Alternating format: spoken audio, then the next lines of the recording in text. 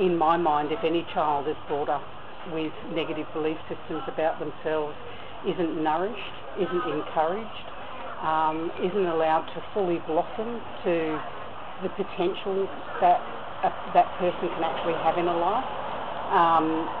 So any form of neglect, emotional abuse, mental abuse, all constitutes child abuse. But, you know, it'd be ridiculous to think that anybody could have the perfect childhood, because everyone will have something that they experience that actually makes them real and makes them human.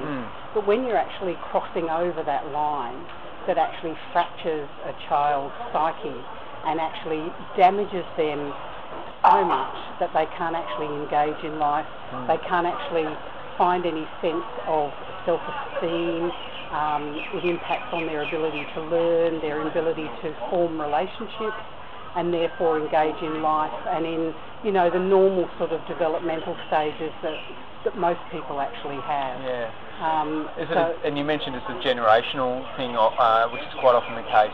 Well, we look at, in the seminars that we run, we look at child abuse as a toxic heirloom, and I use my own experience and my own lived experience from that knowledge, knowing that for me the toxic heirloom was passed down on both sides of my family.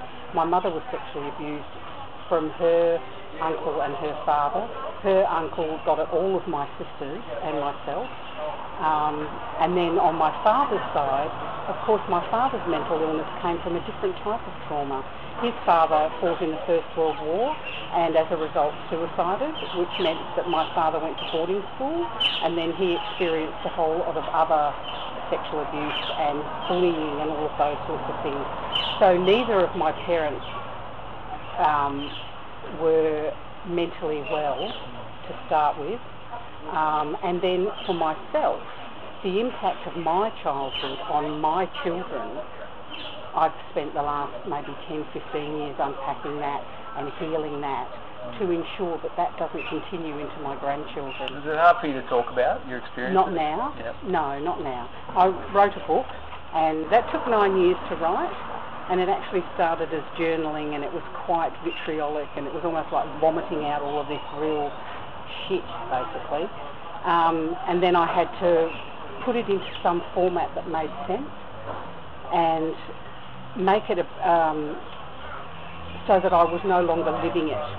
So I'm so far removed from that person who had all of those negative belief systems, who wanted to die every day, that it's no longer painful for me to talk about it, and that's why I want to get up there and have a platform, because we need to start talking about it. We need to take the scab off. I would like to see government services embed in their practice that in data collection that we start to ask those questions, because we don't, I mean, they say the statistics are 1 in 3 girls and 1 in 5 boys. I think it's higher. And what happens is we're removing children from abusive families, placing them in the foster care system. Then what happens is they start to exhibit some of the learned behaviours, the sexualised behaviours, the criminal behaviours, the drug and alcohol addiction. And then what we do is we punish them. We send them into juvenile justice systems, then they end up in jail. So the victim gets re-victimised. So we're not actually looking at any sort of therapeutic intervention here. We just keep building, you know, the victim pattern of behaviour and punishing people for when they've actually been abused. And I heard on the radio this morning that Queensland alone has spent $20 million in the last 10 years on the juvenile justice system.